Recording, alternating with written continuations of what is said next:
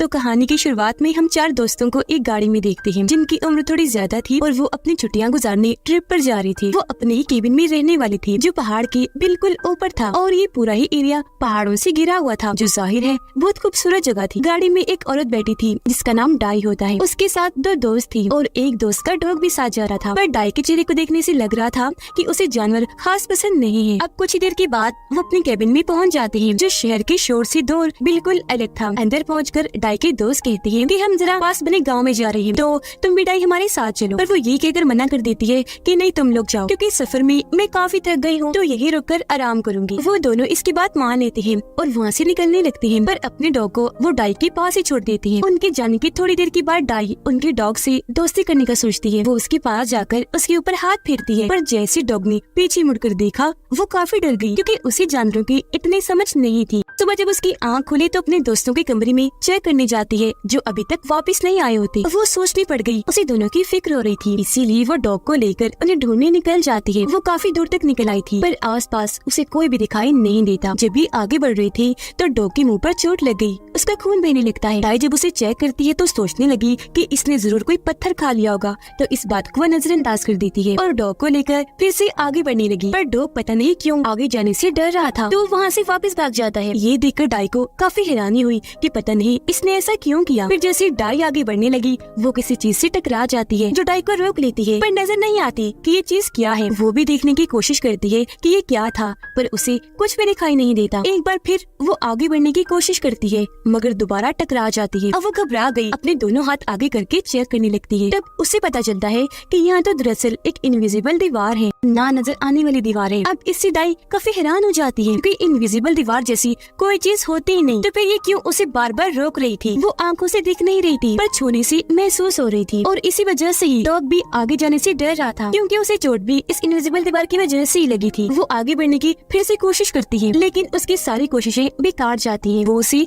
पार ही नहीं कर पा रही थी। ये देखकर डाई दूसरी तरफ जाने लगती है इस सोच के साथ कि शायद वहाँ कोई भी इनविजिबल दीवार ना हो। जब भी वहाँ पहुँचती है तो सामने एक फार्म को देखती है जिसमें एक बूढ़ा कपल था। उन्हें देखकर डाई को तसल्ली हुई, पर जैसे वो आगे बढ़ने लगी एक बार फिर किसी और इनविजिबल दीवार से टकरा जाती है। वो समझ गई थी कि इस तरह की दीवार इस पहाड़ के हर तरफ है। डाई अब इनविजिबल दीवार पर हाथ मारकर उस बूढ़े कपल को आवाज लगाती है, पर हैरत उन्हें कुछ भी सुनाई नहीं देता। फिर अचानक ही डाई चौंक गई क्योंकि उसी फार्म में गड़बड़ लग रही थी। वो दोनों को गौर से देखती है। उसे पता चला कि वो बूढ़ा कपल काफी देर से एक ही पोजीशन में रुका हुआ है। दोनों ने एक बार भी खुद को हल्का सा भी नहीं हिलाया। ऐसा लग रहा था जैसे उन दोनों के लिए वक्त जैसे रुक गया हो, क्योंकि उनके आसपास की हर चीज हिल रही थी सिवाय उन दोनों की। ये देखकर अब डाई को डर लगने लगा था। वो धीरे धीरे पीछे हटने लगी, पर फिर थक हार कर वो वापस अपने केबिन में आ गई। डर तो उसे लग ही रहा था पर फिर भी वो सो जाती है। रात को उसे बुरा सपना आया जिसमें वो देखती है कि वो इनविजिबल दीवार उसे ऐसी अपनी कैद में रख रही है कि वो फैलते फैलते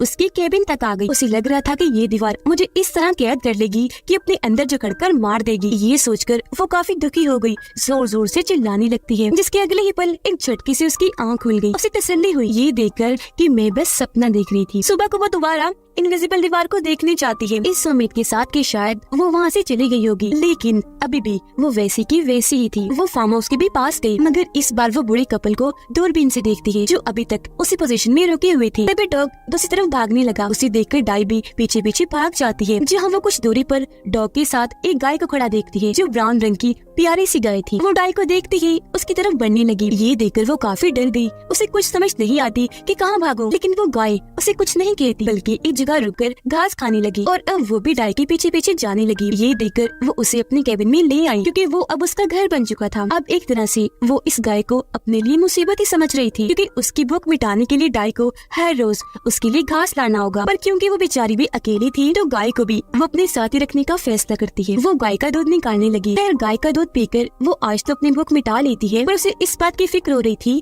कि धीरे धीरे खाना यहाँ पर खत्म हो रहा है। अगली सुबह जब डाई जागी तो उसे एक आइडिया आया। वो अपने दोस्त की गाड़ी के जरिए इस दीवार को पार करने का सोचती है। वो गाड़ी में बैठकर जोर से उसे दीवार से टकरा देती है, जिससे गाड़ी का अगला हिस्सा पूरी तरह तबाह हो जाता है और तो डाई के सर पर भी चोट लगी। लेकिन इससे इनविजिबल दीवार को कुछ नहीं हुआ, हल्की सी खरोच भी नहीं आई उस पर। वो वैसी की वैसी ही रही। अब डाई को दीवार के उस पार एक गाड़ी खड़ी हुई दिखाई दी, पर इसका कोई फायदा नहीं था क्योंकि उसके अंदर भी कोई नहीं था। इन हालात की वजह से वो बेचारी काफी मायूस हो गई, इसलिए वापस अपने केबिन में आ जाती है और फूट फूट कर रोने लगी, क्योंकि उसे अब तक अंदाजा हो गया था कि मैं यहाँ से कभी नहीं निकल पाऊंगी। अब जाहिर है इन हालात में अच्छा भला इंसान भी हिम्मत हार जाता है। वो इस कदर मायूस हो गई थी कि उसके दिमाग में उल्टे सीधे ख्याल आने लगे। वो हर रोज ढेर सारी घास काट कर अपनी गाय को लाकर खिलाती है और उसका दूध पीकर अपना गुजारा चलाती है जिंदा रहने के लिए। ऐसे उसने यहाँ गर्मियाँ गुजार दी, मतलब वो पिछले 3 महीने से यहाँ फंसी हुई है। अब वो सब्जियां उगाने का सोचती है। वो केबिन के सामने वाली जमीन खोदकर वहाँ अलग अलग तरह की सब्जियां उगा देती है, जो ढूंढकर वो पहाड़ों के ऊपर से लाई। दाई हर दिन गुजरने के बाद कैलेंडर पर उस दिन निशान लगा देती है और सारा दिन जो उसने किया होता है वो सब कुछ कागज पर लिखा करती थी। अब क्योंकि वो जानवरों के साथ रह रही थी तो अब जानवरों के बारे में उसे काफी कुछ पता चल चुका था और उनके साथ अच्छे से घुल मिल भी गई थी। अब एक दिन यहाँ बहुत तेज बारिश होने लगी। दाई जब अपनी केबिन में बैठी थी तो उसे बाहर से किसी की आहट महसूस हुई। उसने जब बाहर जाकर चेक किया तो वहाँ केबिन के बाहर एक बिल्ली बैठी थी, जो बेचारी बारिश में काफी भीगी हुई थी। दाई उसे केबिन के अंदर ले आती है और उसे अच्छे से साफ करके एक जगह पर बिठा देती है। वो बिल्ली भी इनकी तरह ही अकेली थी, इसलिए दाई उसे भी पालने का सोचती है। अब यहाँ एक किस्म की दाई की एक फैमिली बन गई थी। अब वक्त के साथ साथ वो शिकार करना भी सीख रही थी, क्योंकि जाहिर है सब्जियों को उगने में अभी टाइम लगेगा। मगर शिकार करते हुए अक्सर उसे बहुत सारी मुसीबतों का सामना भी करना पड़ता था, जैसे कि उसे चोटें लग जाया करती थी। पर वक्त गुजरने के साथ साथ वो इसमें काफी अच्छी होती जा रही थी। इस चीज में उसका साथ डॉग भी दिया करता था। अब एक दिन जब वो शिकार के लिए निकल रही थी तो उसकी नजर सामने खड़े ट्रक पर गई। इसे अक्सर आती जाती वो देखा करती थी, पर आज वो ट्रक काफी करीब खड़ा था, जिसे देखकर उसके अंदर एक उम्मीद पैदा हुई कि शायद यहाँ मेरे अलावा कोई और भी है और मैं यहाँ से निकल सकती हूँ। मगर जैसे वो ट्रक के करीब जाने लगी, फिर से उस इनविजिबल दीवार से टकरा जाती है, जिससे उसकी सारी उम्मीदें वहीं टूट जाती है। वो मायूस होकर वापस आ ही रही थी कि तभी उसकी नजर अपनी पहाड़ी के पास बने घर पर गई। वो दूरबीन लेकर वहाँ देखने लगी, पर बदकिस्मती से वो घर भी खाली था, वहाँ भी कोई नहीं रहता था। लेकिन दाई इस घर के पास ही बैठ जाती है, क्योंकि यहाँ का नजारा बेहद ही खूबसूरत था। एक सुकून सा था, हल्की हल्की सी हवा चल रही थी, इसलिए दाई को वहाँ नींद आ जाती है। पर जब उसकी आँख खुली रात हो चुकी थी,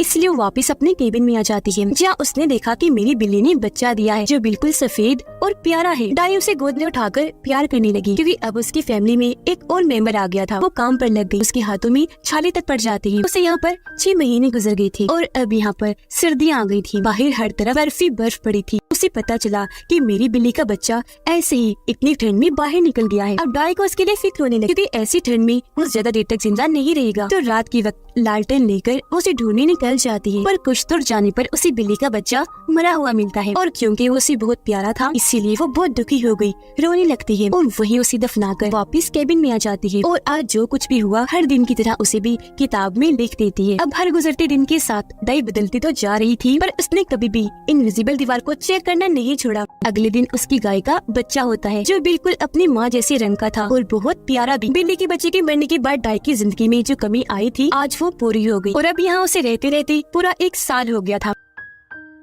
एक दिन जब वो बोर होने लगी तो अपने जानवरों को घुमाने पहाड़ी वाले घर के पास ले जाती है, जो जगह उसे बहुत पसंद थी। तो आज रात दाई यही रुकने का फैसला करती है। टाइम बहुत जल्दी गुजरता जा रहा था, गर्मियाँ भी निकल गयी और अब फिर से पतझड़ का मौसम आ जाता है। ये दिन भी गुजर गए, जिसके बाद अब यहाँ सर्दियाँ आने वाली थी और यहाँ दाई ने पहले अपने खाने और आग जलाने के लिए लकड़ियों का बंदोबस्त कर लिया था, ताकि उसे या उसके जानवरों को इस बर्फीली ठंड में कोई दिक्कत ना हो। एक दिन जोरों की ठंडी हवा चली, दाई को बाहर किसी परिंदे की आवाज सुनाई दी। वो जब चेक करने बाहर गयी तो पेड़ पर एक कौवे को देखती है, जो वहाँ अकेला बैठा था और उसका रंग सफेद था। अब यहाँ दाई समझ जाती है कि बाकी कौवों ने इसका साथ इसके रंग की वजह से छुड़ा होगा, तो वो उसका अकेलापन समझ जाती है, क्योंकि उससे बेहतर ये कौन जान सकता था कि अकेला रहना कितना तकलीफदेह है। वो उस कौवे को भी अपने साथ शामिल कर लेती है और उसे खाना डालती है। ऐसे वक्त गुजरता गया और फिर से 1 साल बीत जाता है। एक दिन फिर से दाई अपना वक्त गुजारने के लिए अपने जानवरों को लेकर पहाड़ी वाले घर के पास जाती है, पर हमेशा की तरह इस बार उसे वहाँ अच्छा नहीं लगता। अब दाई अपनी इस कैद भरी जिंदगी से उकता चुकी थी। यही वजह है कि अब उसे यहाँ का सब कुछ बेकार लग रहा था। उसे अजीब सा महसूस हुआ तो वो अपने जानवरों को लेकर वापस अपने केबिन में आ जाती है और अब यहाँ उसे 3 साल गुजर गए थे।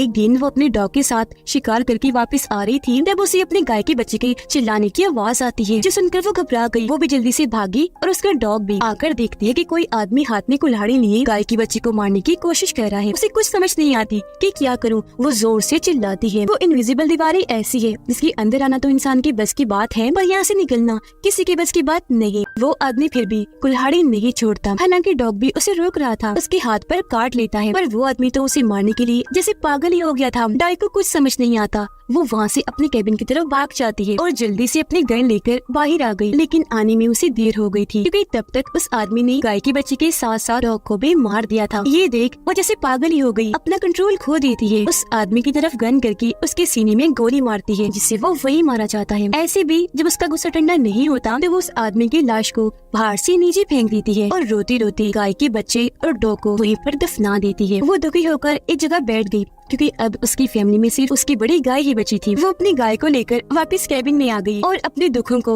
उस किताब की आखिरी कागज पर लिखकर इस किताब को पूरा कर देती है। अब इस कहानी के जरिए हमें बताया गया है कि इंसान की जिंदगी ऐसी ही है। इंसान को अपनी मुश्किलात की वजह से ये सोचना नहीं चाहिए कि जिंदगी कब दी एंड हो रही है, वो ये सोचे कि मेरी जिंदगी खत्म हो ही जाए तो अच्छा है, बल्कि ये जिंदगी जैसी भी है इंसान को खुशी खुशी गुजारनी चाहिए क्योंकि तभी आप सुकून से रह पाएंगे। लेकिन जो जिंदगी का सफर है असल सीख तो इंसान को उसमें ही मिलती है। इसी मैसेज के साथ ही इस मूवी की कहानी यहीं पर खत्म हो जाती है।